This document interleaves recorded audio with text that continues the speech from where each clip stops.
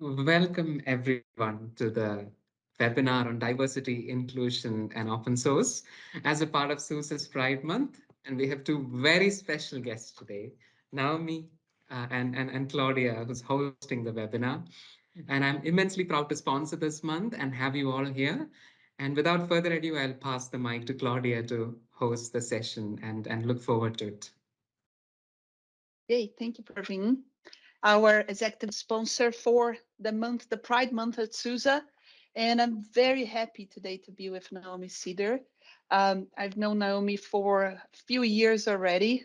We met when I was trying to learn Python. And Naomi was one of those people giving the keynote and inspiring everyone and being very kind with her time and helping us, learn the language. I think some of the things, Naomi, that you've done, like being on the board of directors of the Python Software Foundation, speaking in so many countries about open source and Python, thing has inspired many people, including launching Transcode. So hopefully to have a little bit more going depth on some of those experiences you had during the talk today, if that's okay with you. Absolutely. Thank you. It's a pleasure to be here. Oh, amazing. So I wanted to start with the open source. So SUSE is a open source, the company, the whole business model runs around open source, right? So we have so many people who believe and want to contribute to the communities. How was it for you to be like, sitting on the board of directors and making decisions, I guess, for how the Python language would develop? How was it like? What was the behind the scenes? Well, I was on the board of directors of the Python Software Foundation for 5 years, and I was chair of the board for the last 3 of those years. So it's actually one of those things that has a certain amount of frustration because it's hard to communicate to everyone what an organization like the Python Software Foundation does. Python Software Foundation holds all of the intellectual property. This is one of these things that open source projects need to deal with. If you want to be sure that everything is under an open license, somebody has to be able to say that for every single line of code. So it is the Python Software Foundation that technically holds the intellectual property for every single line of code that goes into the Python code base. A contribution can't be accepted without that contributor agreement being signed and on file. And so that's one thing that the PSF does that's very important, and we have spent a certain amount of time ensuring that we hold all of the marks so that there will never be somebody else who can call their project Python. They certainly, it's an open code base. They can take the code. They can't take the name. They can't take the marks, things like that. So that's a big deal. And then we also spend a lot of time promoting community. Part of the mission from the beginning of the Python Software Foundation was to promote a global and diverse community of Python programmers. So we do a lot of that. The one thing that the Python Software Foundation itself does not do is decide what features go into the language. That's actually done by the steering council. For many years, we had, Guido van Rossum, the creator of the language, was benevolent dictator for life. It turned out life was rather longer than Guido wanted to be in the job. He basically a few years ago decided that he had about 30 years of work, had done enough, and wanted to step away from that responsibility. So the development community came up with the idea of a steering council of 5 people who are elected for every release, and then make decisions as to what goes in. That has worked really very well. As Guido himself has joked, there are now people around that are better at channeling Guido than he himself is. So I think that spirit of the language is still there, and Yep. uh, the community is perhaps even more involved then, because there are people that the core developers elect that do that. But the thing is, in having any organization that manages any of this, when you have, millions of users now, which amazingly to me Python now has, uh, probably 95% of them don't even know that any of this exists. They just download the language and use it. I think in a way it's probably the same with most Linux distributions too. Maybe you pay for the commercial version, maybe you use the open version, but probably the large amount of users who are, say, spinning up an instance on Amazon or Azure or Google or any of those platforms don't know how all of this works in the background. Yeah. No, it's I've been following you on LinkedIn since we last I think last time we met was before the pandemic, right? I Way remember in before, yeah. Angel, we were walking around Mhm. the canal grabbing a Yes, sandwich for yes, yes. lunch. And yeah, so like I've been following you on LinkedIn, and I love your posts reflecting on the open source community, right? And I know your angle is more on Python, but I see a lot of similarities to the open source communities. We work more closely, as you mentioned, Linux and Right. Kubernetes as well. And so I know there are challenges that goes on in open source. So one, it's free, so anyone can go and download and use it. But the way I've seen, at least, and you can tell us much better, um, communities that were successful grow is because there was a lot of giving back, right? There was a lot of projects that were created and maintained by the community, but then many projects that die as well. And I'd love to hear a little bit more about your experience, like from the beginnings of Python. When I remember you saying there was like barely enough people to go to a pub, and now like Yeah, millions. Like, yeah, if you can tell a bit about the challenges and how you've seen sure. communities go over. I mean, I guess I should say, first of all, my introduction to open source did in fact come by way of Linux. So I've been in Python since 2001, but I've been one way or another involved in Linux, uh, more or sometimes much less, since like 1996, I think. In fact, I was for a while, I think, certified for SUSE Linux as well as the other ones. So and we started a lug I'll back celebrate the in first one. 2003. There you go. There you go. So I've been involved in the Linux communities as well, although not nearly as actively in the past 10 years. But the thing about open communities, like many of the Linux community projects, many Python, some other languages, is that in my opinion they seem to function best um, with a gift giving culture. Sometimes people would call it a gift giving economy, and it's not exactly an economy to my mind, but it is this tradition that people give what they can, um, and they in turn receive things that other people have given. And I think it's important to kind of be aware that this is all driven by people making contributions. And I think that in large part, those contributions are pretty selfless, altruistic. People quite often improve things because they know it's an improvement, and it may or may not be something that helps them personally. And this is, again, going back as far as I do, around the early 2000s. There was a certain amount of talk about how open source was driven by everybody solving their own problems, scratching their own itch, and somehow this came together to make the best of all possible worlds for everyone. And that wasn't really true. There were some influential voices at the time saying that, but in fact, there were also all sorts of people who were forming Linux user groups who were forming communities around programming languages, whatever project, contributing code for the greater good rather than for their personal good. And I think that it really behooves us all to I think be a little bit more aware of that, because I think if you reduce it to a transactional model, those communities then quite often lead to burnout.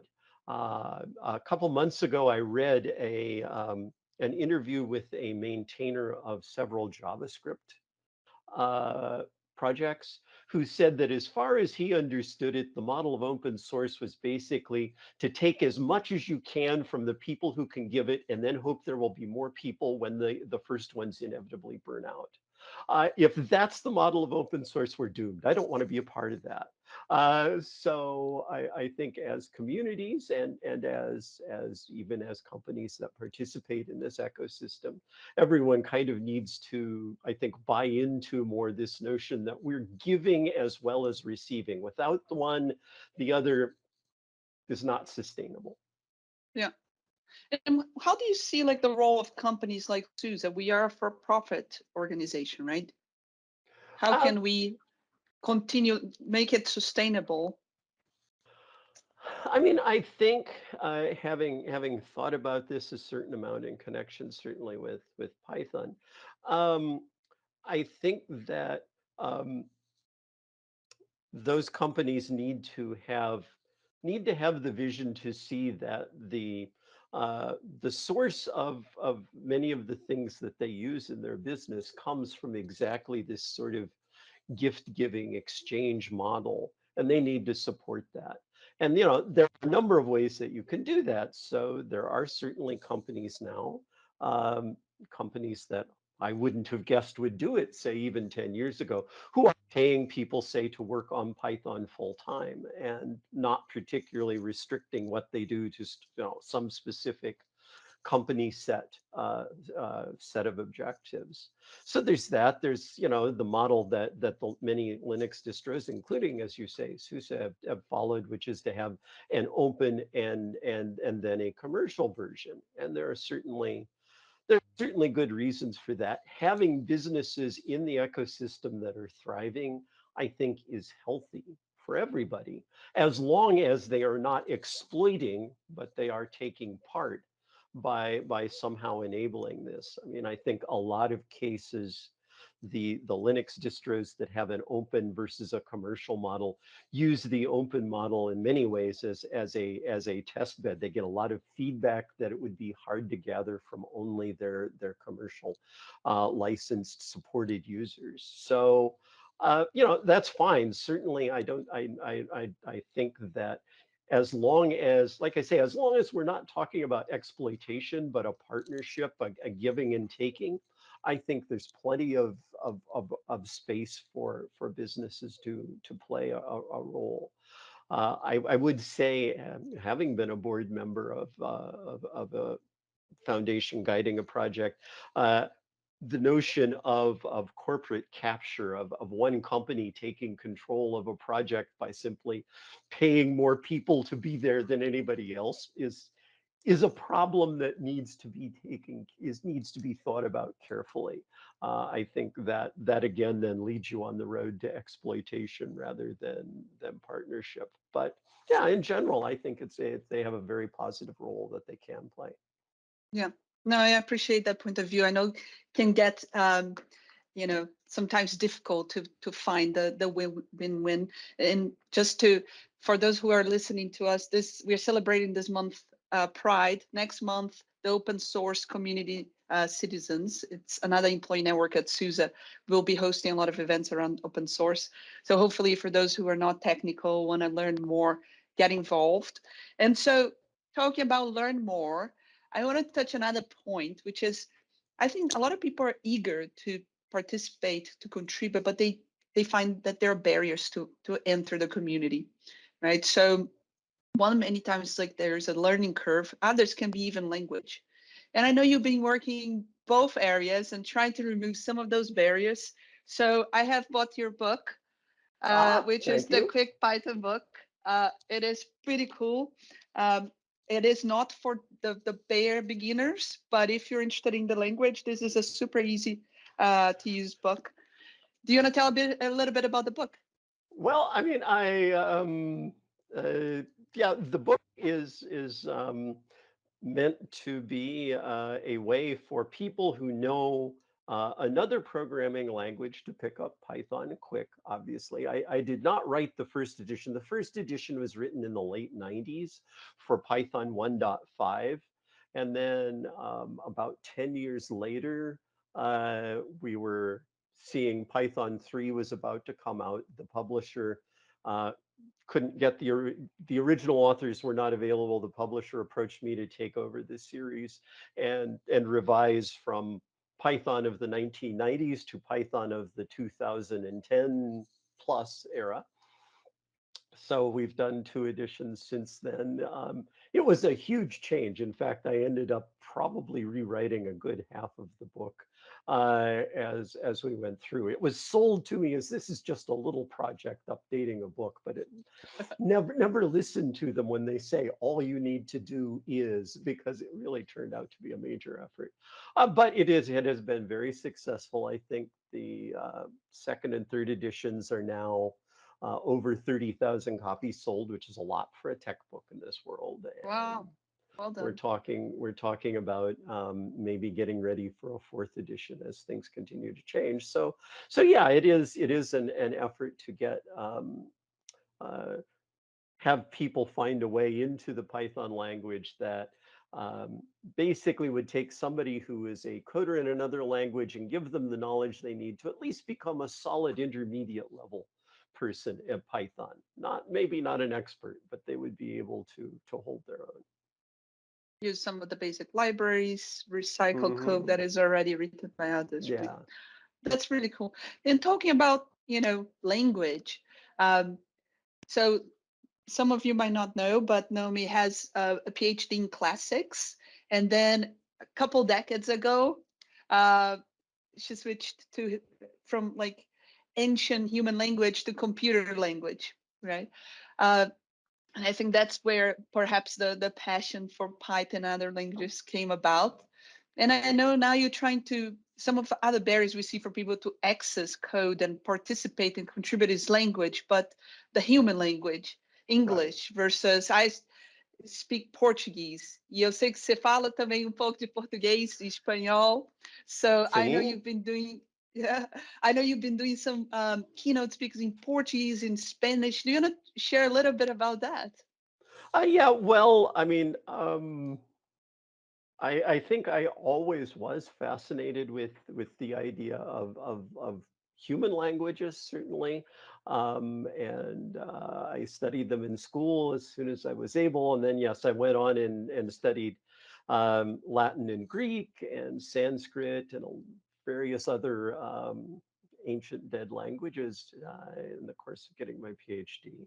And that was fascinating. And I taught Latin and a little bit of Greek in schools for a while until um, it actually happened that I was working in Athens, Greece, and I bought an Apple IIc computer that had basically it had a modern Greek character ROM in it, so it switched to Greek characters at random moments. So it was kind of entertaining. But I learned to code on that, and then switched to the PC universe and did a lot of things there. And I was teaching at a school, and they had a hard time finding anybody to fix and manage and do all of this stuff with technology. And I said, well, I think I can do that. So I started doing it, and they decided, we can always find somebody else to teach Latin. We're really having a hard time finding a computer person. You can be our director of technology. So I was for a number of years. Uh, Exciting. that gave me a platform to experiment with lots of different computer languages. But no, the thing with human languages that has come back in my mind is that seeing these communities spring up around the world in my experience of Python users, although they're also most of them using Linux and they're using lots of other open source things. Uh, and then being asked to go visit these conferences and speak there, I became very aware that there was a large and certainly from the point of view of the mainstream North American European communities, mainstream probably isn't the way to use, but the common ones that everybody knew about. There were a lot of people that were just invisible because they weren't fluent enough in English to get up and talk to people who, or to make themselves known internationally or any of those things. And that I guess kind of prodded me to dust off my Spanish and to pick up that's making it sound way easier than it is, no? And to learn Portuguese and participate in some events and some conferences there. So at the end of the month, at the end of August, I'll be giving a keynote for PyCon Latin America in Spanish, but also we'll be streaming it in Portuguese at the same time, so that it can truly be a conference for Latin America, all of Latin America, and it's actually quite a lot of fun. It is to my mind just enormously rewarding, all of the insights and all of the things that you see that, as the saying goes, are inevitably lost in translation. So yeah, uh, it's a lot of work, but it is a lot of fun to do that, and it also makes me understand much more um, what it feels like and the work that goes into people whose native language is not English when they do engage in the global open source communities in English. It is way more work. You sweat. It is hard work to give a talk in a different language. So yeah. And I always been impressed. In the beginning, I was saying how appreciative I've been of you when I was starting to learn Python and having no knowledge of computer science before. And you were one of those people who were inspiring, giving your time, and I really appreciate that. And seeing that you continue doing that and making um, the community more accessible, inviting others. Like in Brazil, there's so many brilliant talent, and they might not know English because they grew up in a Portuguese speaking society, right? um, and I think it's really fascinating and well done. So talking about inclusion, I guess we are celebrating LGBTQ month, the Pride Month at SUSE, and would love to hear about your experience. One, if you want to share the experience of coming out, then founding Transcode, which is pretty awesome, and love to hear how others can get involved. And I know there's a question just before we are changing a bit the topic now from open source to Pride. And then, but drop your questions. We're going to pick them up at the end if you want.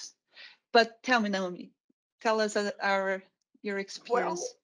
I mean, as a transgender person, particularly, I guess, of a certain age, shall we say, when I was growing up, I had no idea that transgender people even existed. So I knew that I was really the only one. I didn't know what it was. I didn't know what it meant to be this. I just knew that it was not things just didn't feel right the way they were. Then when I was a teenager, I actually ran across an article about transgender women, and I knew that's what I was. And this was probably even worse because the stigma at that time was so horrible. It was like you just found out you were the worst possible thing in the world that you could be. And so I think, like a lot of people my age, the only well, I mean, I suppose there were a couple of choices. You could go ahead and move forward with that at that time, which meant that probably you would be dead within a few years. There was a very few trans people my age who came out young are still alive. Very few. Or you could conceal it, which is what society wanted. It's what everybody wanted you to do. And I did that for a very long time until basically I got to the point where I kept telling myself it would be okay if I could just hold on until I died. And I wasn't dying nearly fast enough. I was not going to last that long. So that was when I decided to make that change, regardless of what would happen. Then I was basically at the point where if I lose it all, I lose it all. I must do this. And my assumption was that I would not be able to stay in the Python community. I had already been in Python for 10 years then. And in fact, when I actually started coming out to a few friends in that community, they were very supportive, and that led me to believe that maybe I could stay. And in fact, as I did my first things after my transition in the Python world and the open source world too, and a couple of Linux fests as well, people were supportive in it. Basically, encouraged me to go forward. And I would say that while there certainly have been losses along the way, that the reaction of open source communities, Python community in particular, but others as well, has been one of the things that I found to be a support as I have done that. And fairly soon after my transition, a man named Courtney Ziegler in the Bay Area held an event called Trans Hack, which was a weekend-long hackathon based on transgender issues. And it was the first time that had ever been done, at least that anybody knows about. And I was the second person to contribute money to that. And then I went out and joined it for the weekend. And it was a great So experience. they're using technology to create, It what was was it? meant, yeah, it was a hackathon meant to create applications, use technologies in ways that would benefit the transgender community. So there were things like medical care databases, because that is always a problem.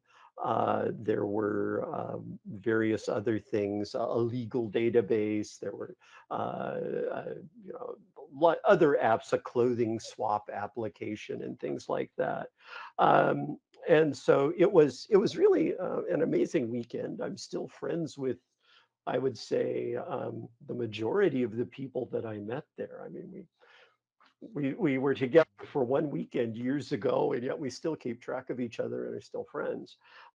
So when I moved to the UK in 2014, I thought, well, wouldn't it be cool if we could do this in another country? And I ended up getting some support from Just Rose, had organized various events in the Birmingham area. And we decided, yes, let's go ahead and do Transcode, which we reimagined a little bit. It's only a day because quite often many trans non-binary people need to work weekends to support themselves and things like that. And it's not competitive like most hackathons. It's meant for community support, making friends. I mean, yes, we work on code-based projects that have something to do with the trans or non-binary community, but you know, that's not the main point, not the only point. The point is to come together where, you know, people can be focused on technology and not be always just the one or two other minority. Yep. So and you know, our most recent one was in Dublin 2 weeks ago for EuroPython, and yeah, it's now 7 years later since the first one. We've had about 14, 15 events, and yeah, it's still fun. And I remember when I started my own journey with Python, and someone is writing about Django. I so my first keynote that I heard you speaking was at PyCon in Coventry. I think that was 2016, if I'm not mistaken, or even 15. 15, I Um, think. 15, right? And there was a Jungle Girls track. And so I really leaned in the ladies communities, the Pi ladies, Hmm. Jungle Girls, to like helping me learn really that basic so that I could follow the conversation. I remember your keynote speaking about the imposter syndrome. Again, also the first time I was hearing the concept. I know others talk about it now. But I think it's awesome if you can create an opportunity for, and there was a Transcode track at that PyCon as There well. I was. remember it. Mhm. And there was a nice, cozy community that came, and the Pi ladies also became friends. I remember it was, in the end, everybody was friends, but it was nice to have a little home and a place where like you feel included, you know, just by arriving. and Right. and so very good. And so like if others want to get involved or contribute, what is the best way with Well, Transcode? I mean, yeah, um, we have a very, very loose organization. I mean, I'm not sure that even organization is the word, but we do have a website at trans.tech, and it's an idea to my mind. It's not really so much an organization. So I would encourage anybody who wants to get a group of people together. It's actually, if you are if you're willing to really do it at a grassroots sort of old school level, it's not so hard to put on an event. You can usually find a technical company that is willing to give you maybe a space for for a day, for a Saturday. And if you ask nicely, quite often they'll even throw in lunch for a group of people. And then you can bring people together to basically work. I do have online an organizer's guide, which is based actually on the Django Girls organizer's guide. I asked them very early on if I could sort of borrow that model, and they were enthusiastic in saying that I could. But if you go to trans.tech, you can certainly find a way to get in touch with me, and I can help people more directly.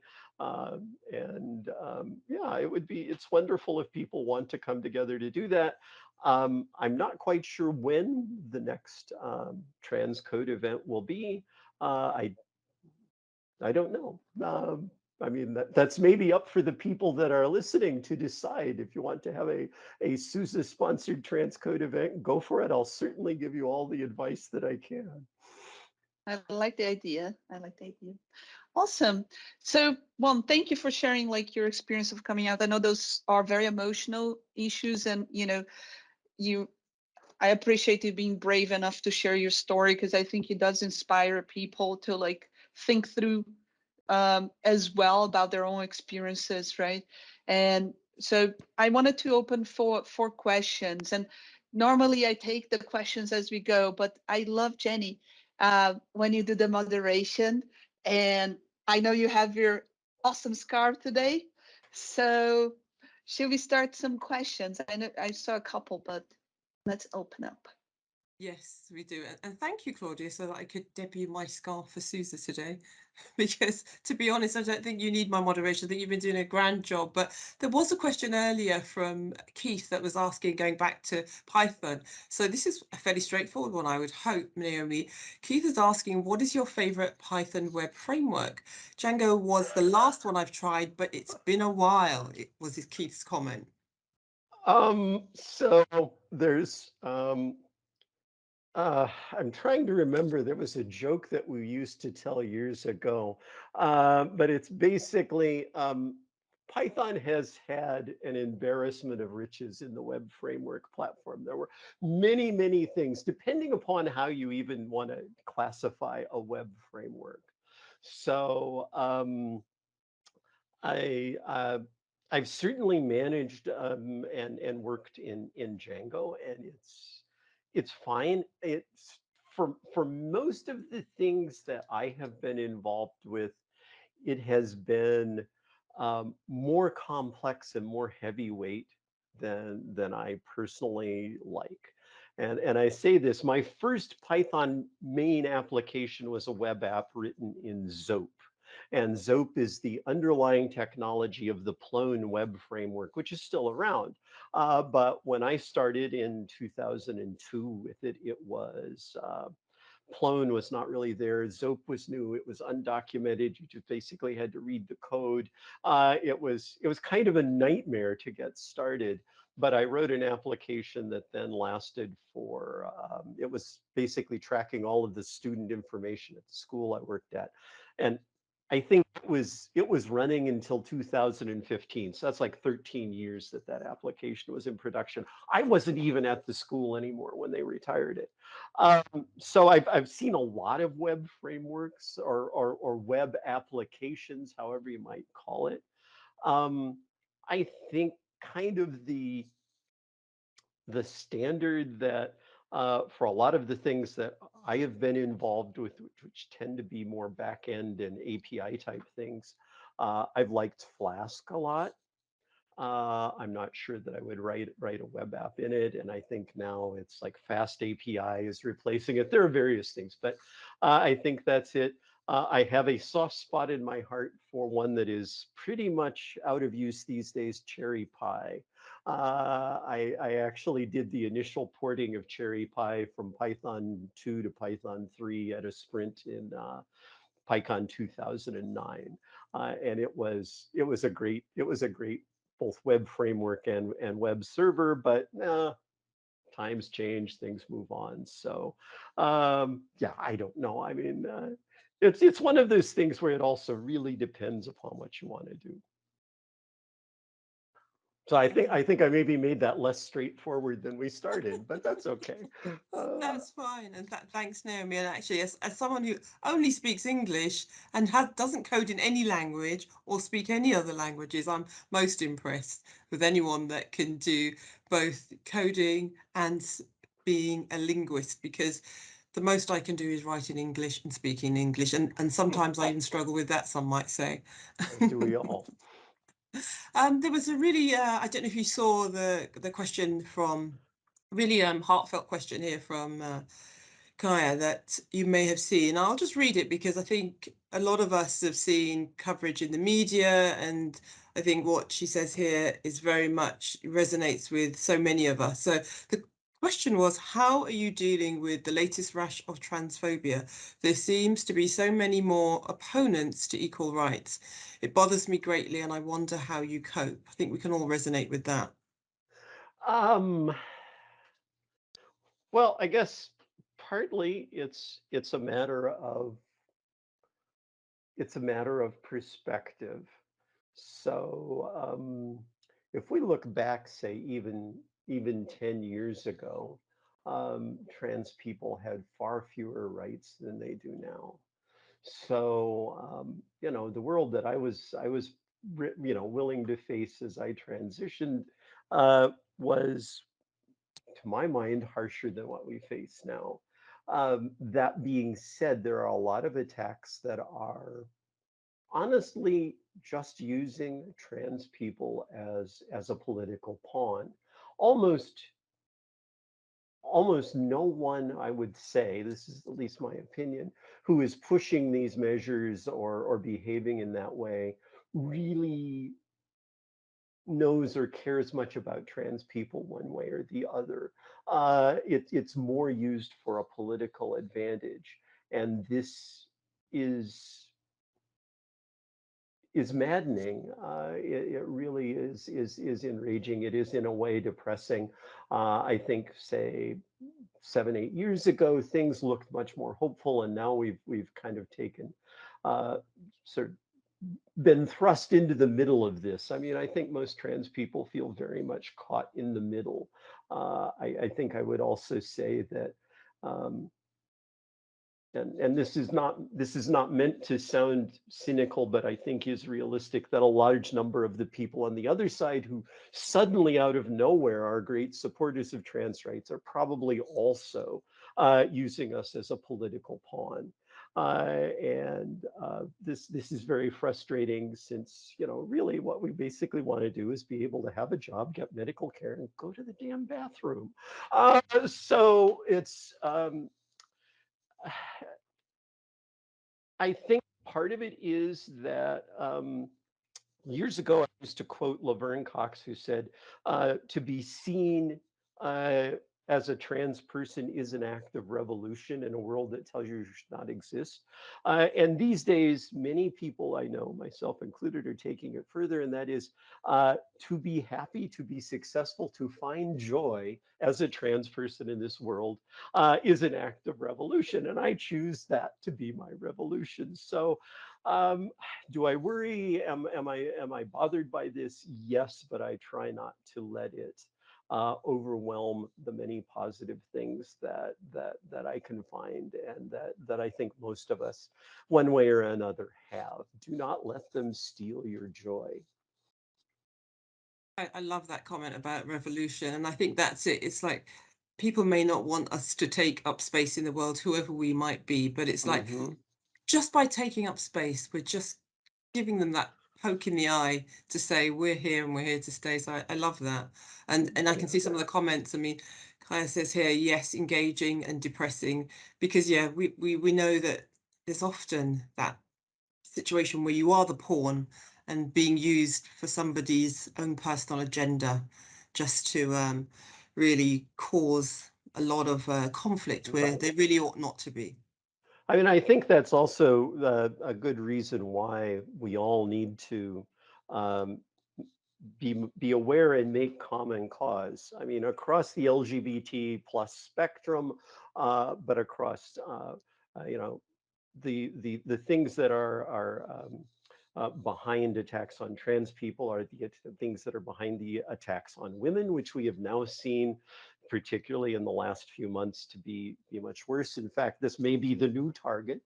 And I think that also extends across racial, ethnic, religious, even like neuro diverse areas. We all need to make common cause because um, the engines of marginalization are the same for all of us. So yeah. Yeah, and I can see that there's further comments on that. But yeah, I think everything you say, I think resonates with all of us. And as you say, it's just something that we just navigate, and we're going to continue to take up space, and we're going to continue to make sure that people know, whoever we are, that we're here and we're here to stay.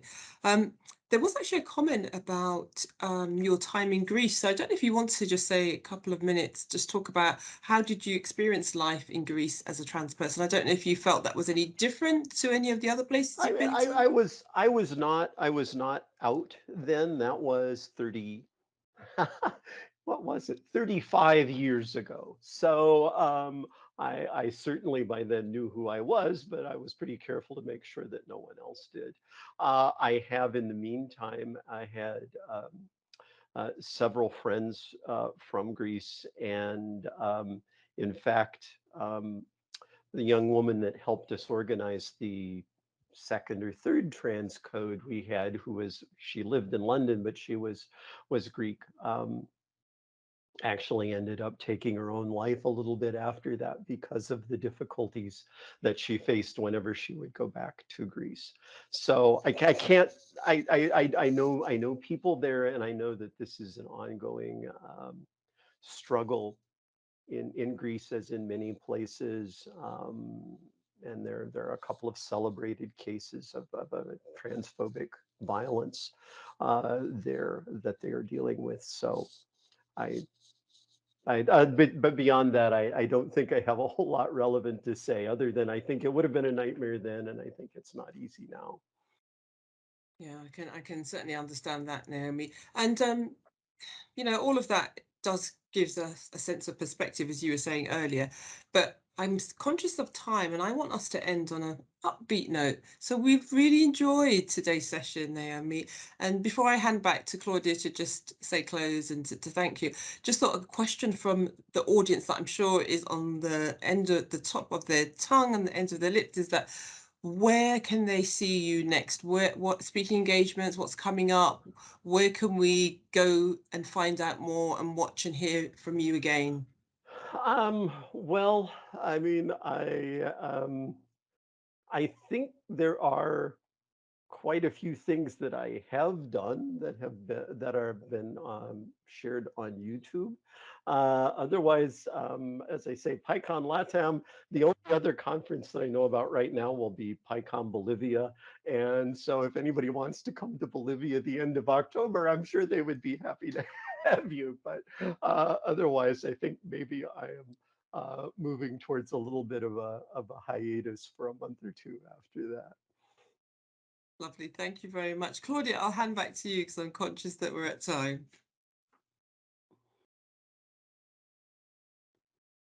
I was on mute. You always do such a good job, Jenny. So thank you for that. That's what I had said. Naomi, again, a pleasure to see you virtually. I really can't wait to meet you again in person. Hopefully some point soon, if we're ever in the UK. Or if you're ever in Europe, we can let our colleagues know as well. And, thank you again. Praveen, I know you wanted to leave us with some what's next.